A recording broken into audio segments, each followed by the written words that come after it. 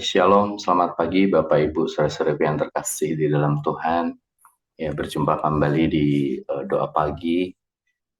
Selamat memasuki bulan September. Ya, saya rindu bahwa September ini boleh menjadi satu hal yang betul-betul menggairahkan di dalam hidup kita dan orang-orang yang kita layani. Izin saya ingin membagikan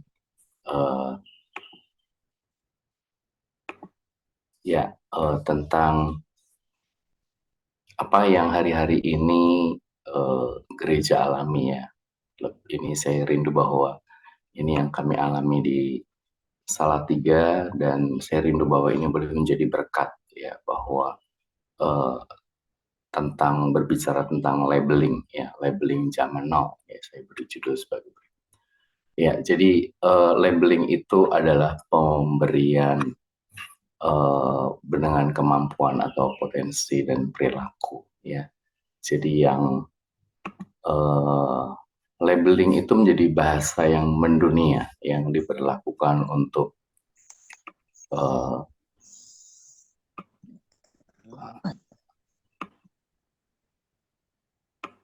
seluruh aspek kehidupan ya.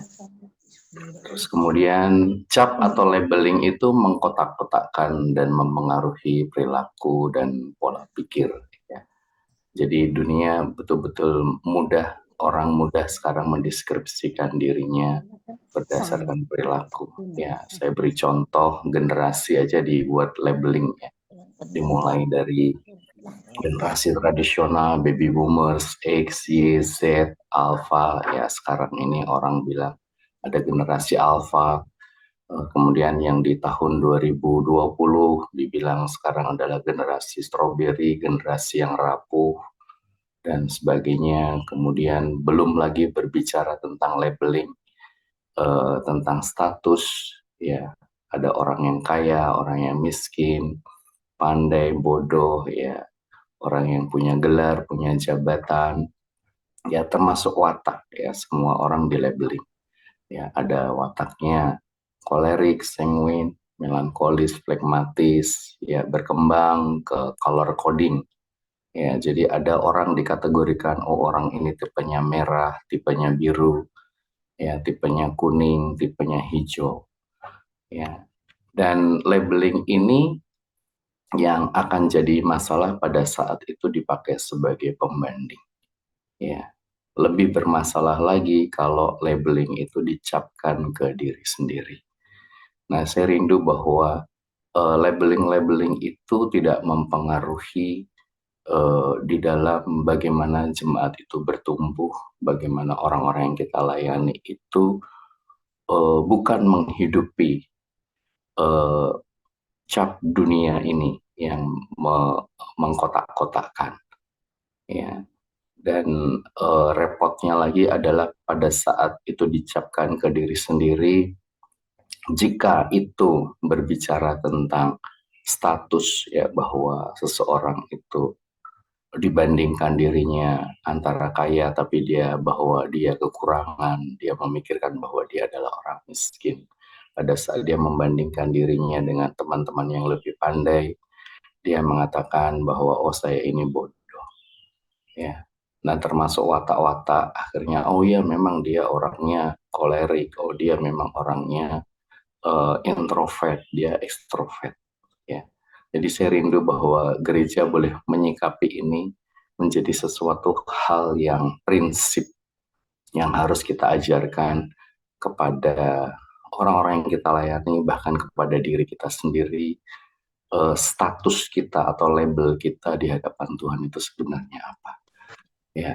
Jadi labeling Tuhan terhadap kita, anak-anaknya, itu harus kita perkatakan ya, harus diceritakan, harus dimasyurkan, bahkan harus, saya rindu bahwa ini menjadi satu deklarasi ya yang kuat ya, untuk anak-anak Tuhan boleh menyatakan ya, betul, oke, saya dilahirkan di tahun sekian, saya generasi ini ya, tetapi prinsip atau pola pikir yang benar tentang apa kata Tuhan itu bahwa kita ini adalah ciptaan baru ya itu betul-betul kuat dan tinggal di dalam hidup setiap anak-anak Tuhan, mulai dari kita. Ya, firman Tuhan berkata di 2 Korintus 5 ayat 17, ya, siapa yang ada di dalam Kristus, ia adalah ciptaan baru. Ya, yang lama sudah berlalu, sesungguhnya yang baru sudah datang. Jadi pada saat orang-orang itu kita bawa kepada Kristus, ya, firman Tuhan berkata, ia bukan menjadi akan, ya, tetapi ia adalah. Ya, jadi pada saat yang sama ciptaan baru itu berbicara tentang bagaimana sikap seseorang, perilaku seseorang, tabiat, ya, yang selalu mengalami metanoia atau pembaharuan akal budi, ya, bukan kepada tubuh atau jasmani kita, tapi bagaimana sikap, pandangan, cara berpikir, pola pikir kita itu selalu mengatakan bahwa saya adalah ciptaan baru. Ya, oke deh, orang bilang saya bodoh, orang bilang saya introvert, orang bilang saya ekstrovert.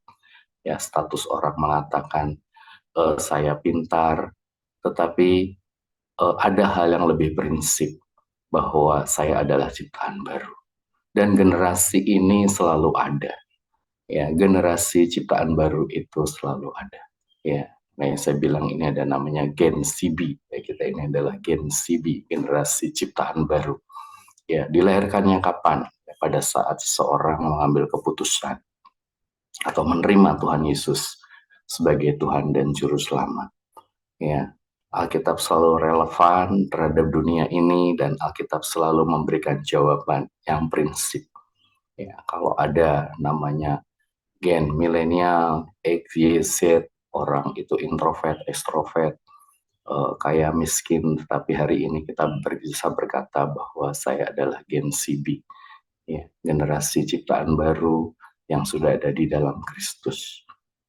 Dan kita akan betul-betul memahami pada saat pola pikir itu dipegang oleh jemaat Tuhan, maka pola pikir yang benar itu akan menghasilkan tindakan yang benar. Sehingga tindakan-tindakan kita akan betul-betul selalu relevan dengan kebenaran firman Tuhan. Ya, dan saya rindu bahwa labeling Gen CB ini menggantikan labeling dunia. Ya, ada banyak foto yang saya share. Ya, jadi mereka semua ini adalah Gen CB. Meskipun ada berkata mereka baby boomer, mereka generasi X, Y, Z, Alpha, ada yang bayi generasi strawberry, apapun label dunia yang ditaruhkan dunia atas mereka, tapi hari ini kita bisa mencap ya diri mereka adalah Gen Z, generasi ciptaan baru. Puji Tuhan, Tuhan berkati.